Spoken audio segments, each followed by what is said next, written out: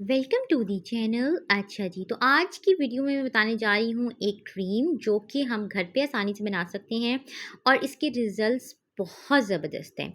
और ये है कि ये पहले मैंने खुद बनाई, इसको मैंने ट्राई किया, इसके रिजल्ट्स मुझे बेहतरीन लगे, तो फिर मैं ये जो क्रीम है इसकी फॉर्मुलेशन शेयर कर रही हूँ। सबसे पहले आपको चाहिए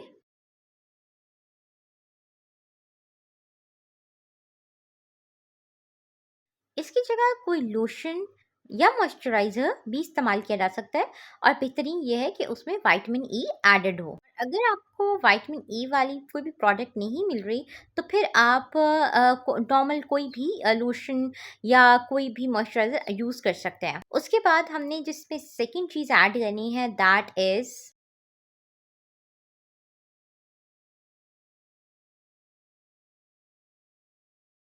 और यहाँ पे आप यूज़ करेंगे 600 mg। ये कैप्सूल्स आपको किसी भी फार्मेसी से मिल जाएंगे, आप वहाँ से बाय कर सकते हैं। ये कैप्सूल्स बहुत ही फ़ायदेमंद है, इनको हम पानी के साथ वैसे भी ले सकते हैं और यानी कि ये हमारी सेहत के लिए बहुत अच्छी हैं। और सेकंड ये है कि हम जितने भी प्रोडक्ट्स बनाते हैं, जो होम मेड ब्यूटी प्रोडक्ट्स होती हैं या जो हम होम रेमेडीज़ बनाते हैं, उन सब में इन कैप्सूल्स को ऐड किया जाता है। इनको कट करके इनमें से एक लिक्विड एक्सट्रैक्ट किया जाता है और वो लिक्विड जो है उसको ऐड किया जाता है और वो बहुत ही फ़ायदेमंद है। इन कैप्सूल्स से जो लिक्विड हासिल किया जाता है इसको डायरेक्ट भी अप्लाई किया जा सकता है। बेहतरीन ये होता है किसी किसी और प्रोडक्ट में मिक्स करके यूज़ किया जाए या ऐसे एलोवेरा जेल में मिक्स कर लिया जाए और फिर स्किन पे अप्लाई किया जाए। लेकिन ये है कि इन कैप्सूल्स को हम डायरेक्टली भी अप्लाई कर सकते हैं। उसके बाद हमने इन दोनों इंग्रेडिएंट्स को थॉरली मिक्स कर लेना है। ठीक है जी, ये थोड़ा-सा टाइम लगेगा इनको मिक्स करने में, इनको हमने स्लोली जो है वो इनको मिक्स करना है। उसके बाद हमने ये कैप्सूल्स ऐड करनी है। ये जो कैप्सूल्स हैं इनको पार्लर सीक्रेट कैप्सूल्स भी कहा जाता है। जितने भी हम पार्लर से प्रोसीजर्स करवाते हैं उनमें इन कैप्सूल्स को ऐड किया जाता है। और सेकंड ये कि जो हम घर में जो ब्यूटी प्रोडक्ट्स बनाते हैं उनमें ये कैप्सूल्स लाजमी ऐड की जाती हैं। जो होम रेमेडीज़ बनाते हैं उनमें इनको ज़रूर ऐड करते हैं क्योंकि ये जो हैं ये स्किन के लिए बहुत ही ज़बरदस्त हैं। ख़ास तौर पे स्किन को फ्रेश और फेयर बनाने में, स्किन को सिल्की और स्मूथ बनाने में ये बहुत ही इफ़ेक्टिव होती हैं। ठीक है जी, तो हम इसमें 4 ये कैप्सूल्स जो हैं ये ऐड करेंगे। ये फार्मेसीज़ पे अवेलेबल होती हैं, आप वहाँ से ख़रीद सकते हैं।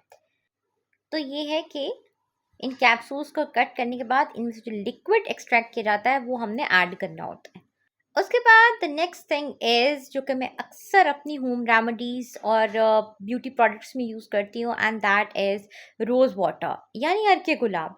अर्के गुलाब जो है हमने इसमें ऐड कर देना है। अब होता ये है कि अर्के गुलाब इसमें जल्दी के मिक्स नहीं होता, इट टेक्स टाइम। तो ये है कि हमने स्लोली जो है वो वर्क करना है और ये है कि हमने कोशिश करनी है कि हम ये रोज़ वाटर जो है इसको हम अच्छे से इसमें एब्ज़ॉर्ब करते हैं।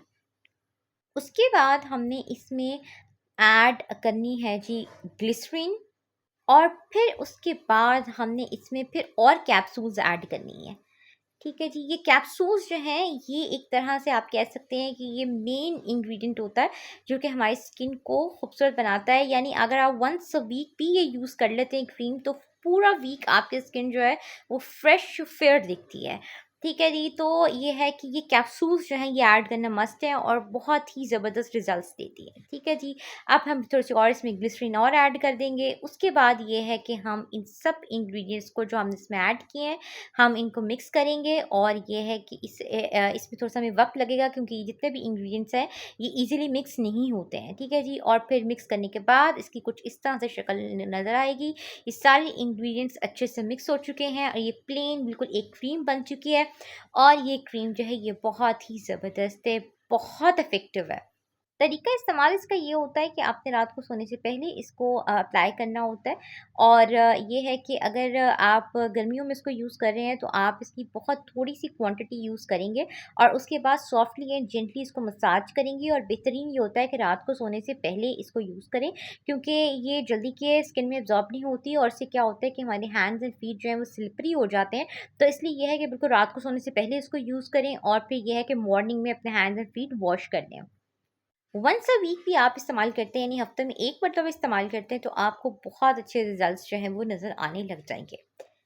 अब होता ये है कि क्वेश्चन ये आता है कि हम जो ये हमें ये हैंड क्रीम्स और फुट क्रीम्स मार्केट में जितनी अवेलेबल है, हम वो यूज़ करें तो उनके रिज़ल्ट। अब होता ये है कि मैं बहुत सारी हैंड क्रीम्स और फुट क्रीम्स के रिव्यूज़ जो हैं वो शेयर कर चुकी हुई हूँ, लेकिन होता ये है कि उनके रिज़ल्ट्स या तो स्लो होते हैं, या ये होता है कि बिल्कुल रिज़ल्ट्स मिलते ही नहीं हैं, और या ये कि कुछ साइड इफ़ेक्ट्स भी हो जाते हैं, ठीक है? या फिर ये होता है कि उन क्रीम्स को जब तक हम इस्तेमाल करते रहते हैं, तब तक वो रिज़ल्ट्स रहते हैं, और फिर जो है हम क्रीम्स छोड़ते हैं तो स्किन अपनी ओरिजिनल कंडीशन पे आ जाती है।